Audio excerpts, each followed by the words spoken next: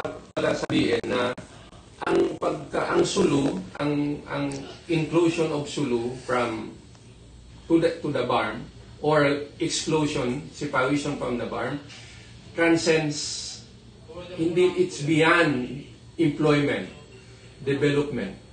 Okay? Yes. Kasi ang panawagan namin noon, ilan ba ang mawawalang trabaho? Yes. Yung masiserve ng BARM. At napakaraming development projects na naihatid natin sa Sulu. Pero sa akin, as MNLF, as Moro, as Bangsamoro, hindi lang po yun. We are building a nation, a Bangsamoro nation. Ang part yun ng Sulu. Gusto namin yun i-share sa mga kabangsamoro namin dito sa mainland. Hindi po development lang, hindi po employment lang. Hindi po trabaho lang ang pinaglaban natin. Ha? We struggled for a nation building ng Bangsamoro. Kasama po kami, kasama po ang Sulu. In fact, nag-umpisa ang Moro National Liberation Front, consequently the MILF, doon sa Sulu. So ngayon, padulo na tayo. At the tail end of the transition, kami ang nagpa-facilitate, nagpasa ng bill para makuha ang Sulu na yon. So anong feeling namin? Consequently, manluloko kami, manlulumo kami, at mari-discourage kami. We're so betrayed. No, hindi naman betrayal on their part, pero feeling lang namin. Yes po. Walang intention sila doon, pero feeling lang. Sana hindi magkatotoo ang feeling namin.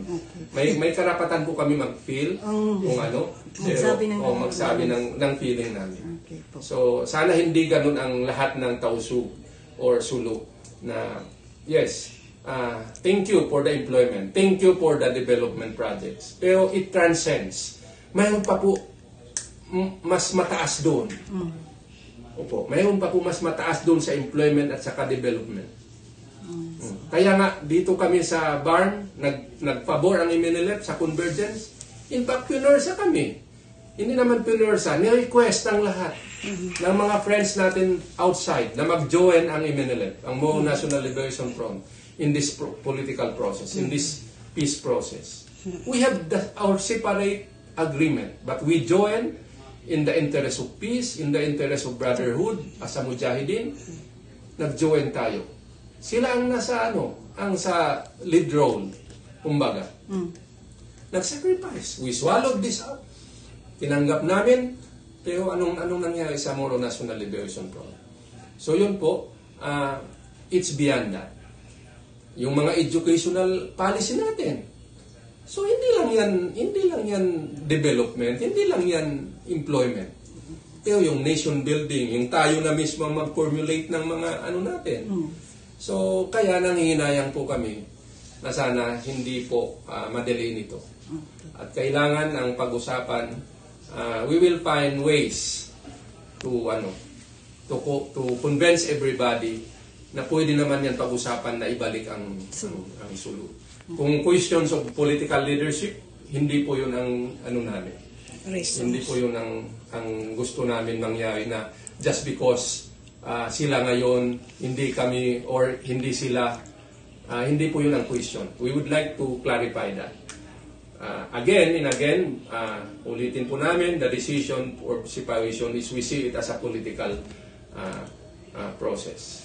So, pwede very, very fluid siya. Very fluid. So, ayaw namin sabihin na ihiwalay na talaga ang Sulu. Yes, may decision. Alam po namin yun. Pero huwag po ang BARM ang mag-decide na hiwalayin na, kunin na ang district ng 7 districts na yun. Pwede naman mag-eleksyon. Again and again, ulitin po namin, mga kabangsamoro, this is not in any way to postpone or a move to postpone the elections. The COMELEC has said na pwedeng mag-eleksyon sa 73. Pwede makuha ang government of the day, pwede magkaroon ng majority without the 7. Let history tell us na kung sino kung ano mga pwede natin gawin doon sa 7 na yun. So maraming salamat po, sukran.